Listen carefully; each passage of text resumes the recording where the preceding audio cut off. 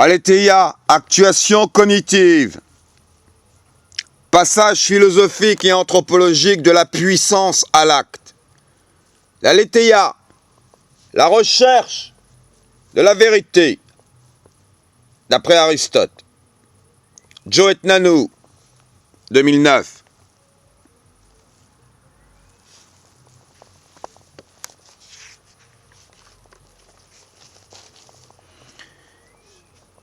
Persuasion affirmative. Le sida a été fabriqué machiniquement par des scientifiques fous. Il ne descend absolument pas d'un simple singe.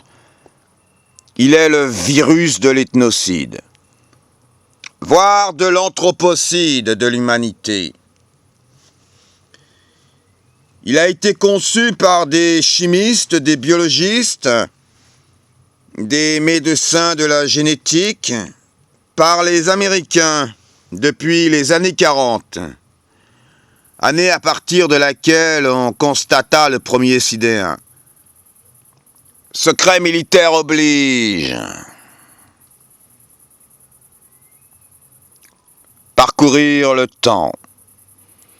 Il ne tient qu'à nous d'approfondir la pseudo-vérité, la aletheia, sous bien sûr certains aspects de la vérité, dont elle dépend de nous, car nous sommes les détenteurs de la vérité. Donc, la vérité est abstraite, tout comme est abstrait un art pictural constructiviste abstrait.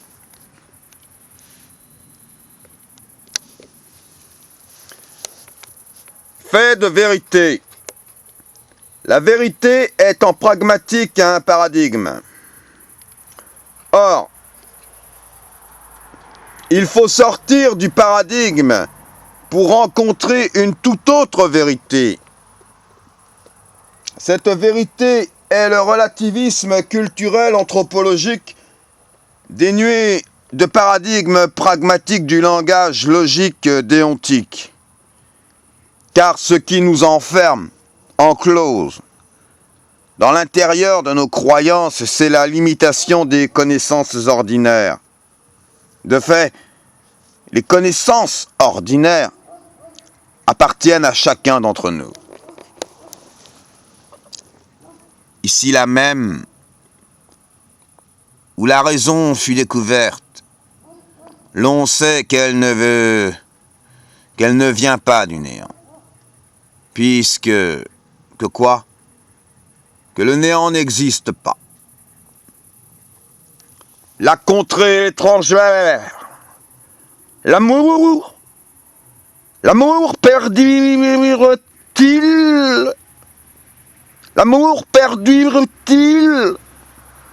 N'est-ce pas cette illusion des sens que l'amour perdurera pour l'éternité? Car tout a une fin. La révolution. C'est par l'art que la révolte survient. Car sans l'art, il ne peut exister de révolution.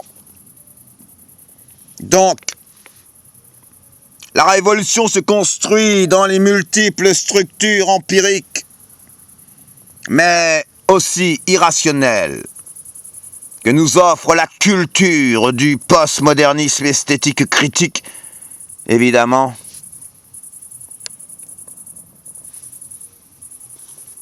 Ce que l'on dit, et pourquoi dire ce que nous ne sommes point obligés de dire? On peut mentir. On a le droit de mentir. Ne rien vouloir définir.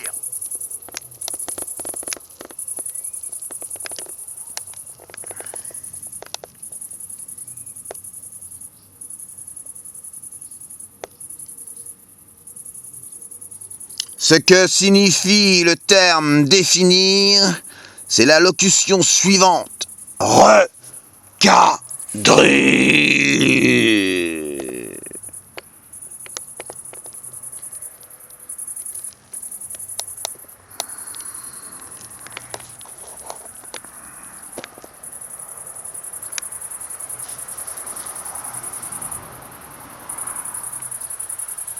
le suicide. N'ayons point peur de mourir. Mourir, c'est dormir. Et dormir, c'est le suicide total. L'amour, il est bon d'aimer avec un grand A. Plusieurs personnes à la fois. Le tout, c'est d'avoir les occasions. Haïr. Il n'est pas bon de haïr. Pourquoi? Haïr, c'est menacer. Et qui dit menacer, dit agresser. Verbalement ou physiquement. Le secret est celui-ci. Tuer celui que l'on haït.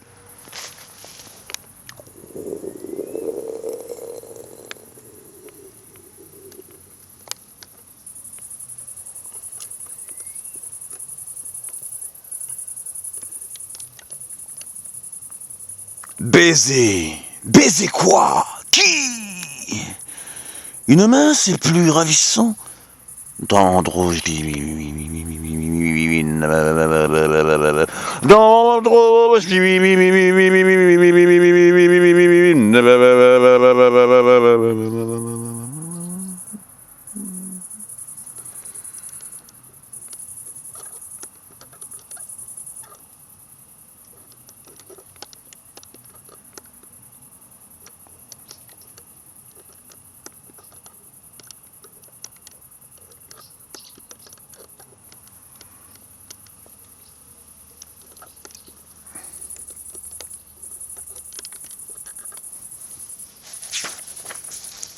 Vouloir vaincre, ce sont les institutions qu'il faut vaincre.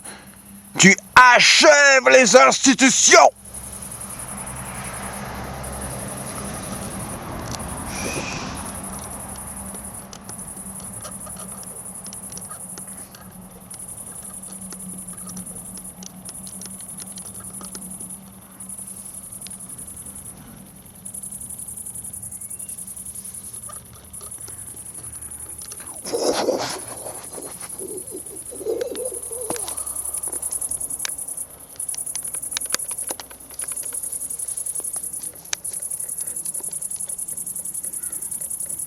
Être charitable. Comme disent les chrétiens, être charitable, c'est aimer et avoir de la compassion envers celui ou celle qui souffre. Mais quand on n'est pas croyant, que dire de plus? Qu'être charitable, c'est être généreux. Bordel! Être patient, c'est attendre que la mort vienne te chercher. Que dire de plus? Rien d'autre que se taire immuablement. Pourquoi? Avale ta pilule de cyanure et sois libre.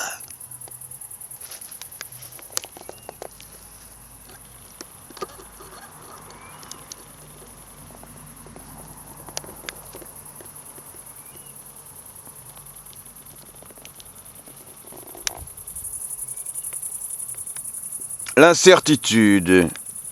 Retrouver l'esprit.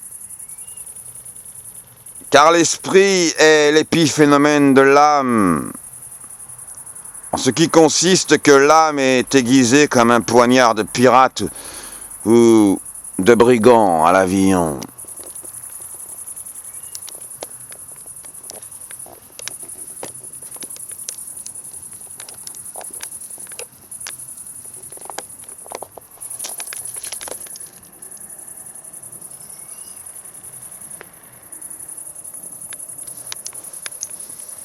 Que savoir d'autre?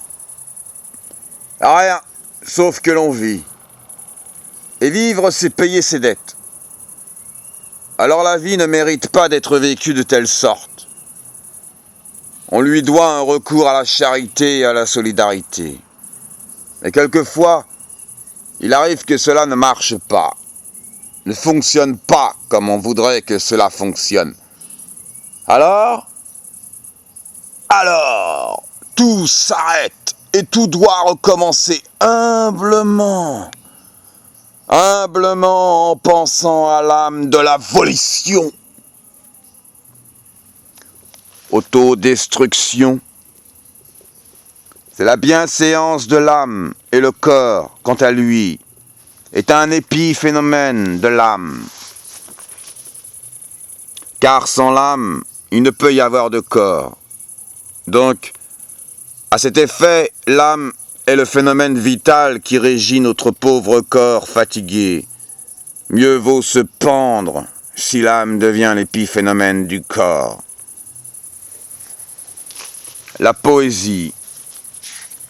La poésie, où est-elle?